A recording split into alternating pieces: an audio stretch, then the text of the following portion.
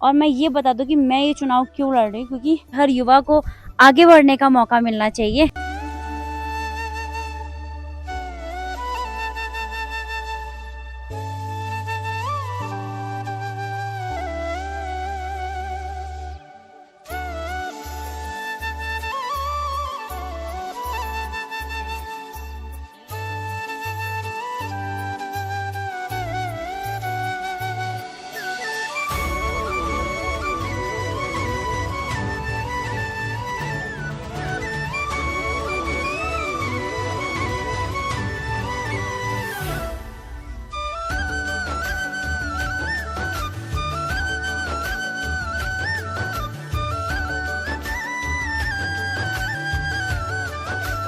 Hello दगड़ियों, नमस्कार, पहला राधे राधे, जय श्री कृष्णा। उम्मीद करती हूँ आप लोग एकदम स्वस्थ एवं मस्त होंगे। मैं भी एकदम स्वस्थ एवं मस्त हूँ।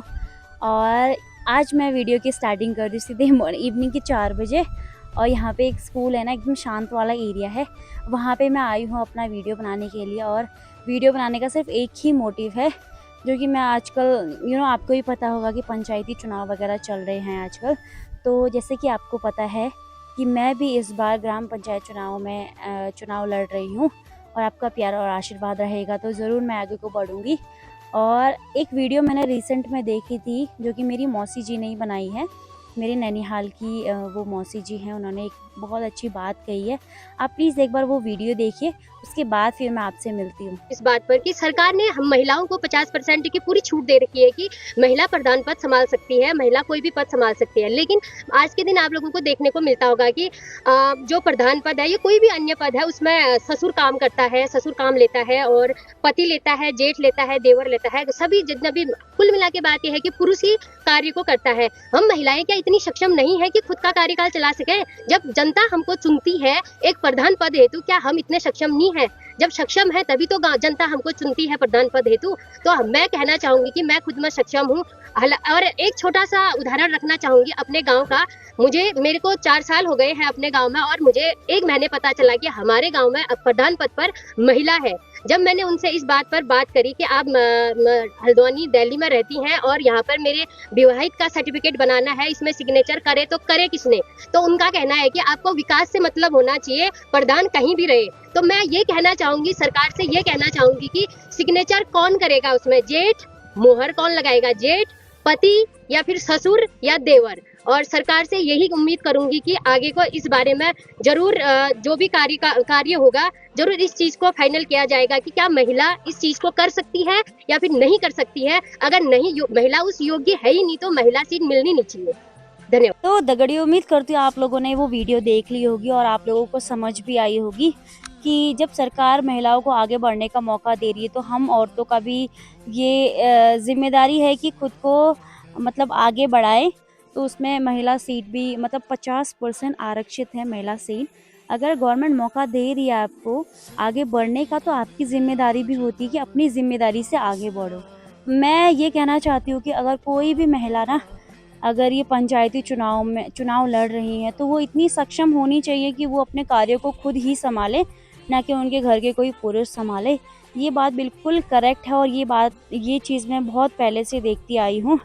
अगर सरकार मौका दे रही तो ऑब्वियसली आपका भी एक राइट बनता है कि आप अपनी जिम्मेदारियों को संभालो। अगर आप उस पद के सक्षम हो तो इस चुनाव में लड़ो आप। और मैं ये बता दूं कि मैं ये चुनाव क्यों लड़ रही हूँ, क्योंकि मुझे लगता है कि मैं ये सारी जिम्मेदारियों को संभाल लूँगी।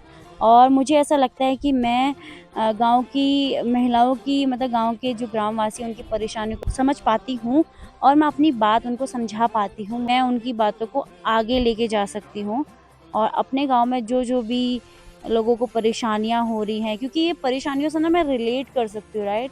क्योंकि ऐसी परेशानियां, इससे भी बदतर परेशानियों से मैं गुजरी हुई हूँ। क्योंकि आपको पता है, अगर आप मेरे डेली व्लॉग देखते हो, कि अभी मैं मायके गई थी कुछ 1 डेढ़ महीने पहले, और वहाँ पे इतना पिछड़ा, एकदम बैकवर्ड एरिया है उधर, बैकवर्ड विलेज है उधर का। वहाँ ना रोड है, मतलब किसी भी चीज़ की फैसिलिटी नहीं है उधर। तो ऐसे गांव से मैं आती हूँ जहाँ पे कोई भी फैसिलिटी नहीं है। तो इन सारे लोगों की परेशानियाँ ना मैं बहुत अच्छे से समझ सकती हूँ। मुझे ऐसा लगता है कि ये मेरी ही परेशानी है, और ऑब्वियसली मेरी भी है, ऐसा नहीं है। क्योंकि अब महिलाएँ भी पुरुषों से कम नहीं है, जो पुरुष काम करते हैं उससे ज़्यादा ही महिलाएँ काम कर लेती हैं। और गाँव में जो-जो सुविधाएँ प्राप्त नहीं हैं, वो इनको प्राप्त करवा सकती हूँ, इतना मैं खुद में सक्षम हूँ। जब तक आप बोलोगे नहीं लोग आपकी परेशानियों को नहीं समझेंगे। तो इसीलिए मैं ग्रामवासियों से भी कहना चाहती हूँ, अगर आपको कोई परेशानी है तो आगे आके बोलिए, तभी आपकी परेशानियों को कोई समाधान निकलेगा। ऐसे आपको भी कदम से कदम बढ़ाना पड़ेगा, राइट? तो इसीलिए अगर कोई भी ग्राम प्रधान बनता है, तो ग्रामवासियों का भी ये ज़िम्मेदारी है कि प्रधान के साथ-साथ उनके कदमों से कदम मिला के चले, तभी ही गाँव का विकास होता है। तो ये सारी चीज़ें हैं और मैं ये वादा करती हूँ कि अगर मुझे ये पद सँभालने का सौभाग्य प्राप्त होगा, तो मैं इंडिपेंडेंटली ये पद सँभालूँगी। ये चुनाव मैं लड़ सकती हूँ, अदरवाइज़ अगर मैं इतनी सक्षम नहीं होती तो शायद मैं नहीं लड़ती। इस बार जितने भी युवाएँ चुनाव में उठे हैं, उनको इस साल मौका मिलना चाहिए। हर युवा को मौका मिलना चाहिए, हर युवा को आगे बढ़ने का मौका मिलना चाहिए। तो मैं बस इस वीडियो में इतना ही कहना चाहूँगी कि आप किसी चुनाव में लड़ रहे हैं, तो आप इतने सक्षम बनो कि आप सारा अपने कार्यों को खुद ज़िम्मेदारी से खुद ही कर सकते हो। बहुत-बहुत धन्यवाद। अगर मेरा व्लॉग पसंद आया होगा तो लाइक, शेयर, सब्सक्राइब। अगर मेरी बात आपको सही लगी होगी तो प्लीज़ एक छोटा-सा कमेंट कर दीजिएगा कि आपने बिल्कुल सही बोला है। और जिसको सही नहीं लगे तो मैं क्या ही कह सकती हूँ, क्योंकि जो मेरे को लगा कि आप लोगों को बताना चाहिए या आपका जानना ज़रूरी है, तो इसीलिए मैंने ये छोटा-सा एक व्लॉग बनाया है। तो इस व्लॉग में इतना ही। Bye bye. जय हिंद, जय भारत, जय उत्तराखंड।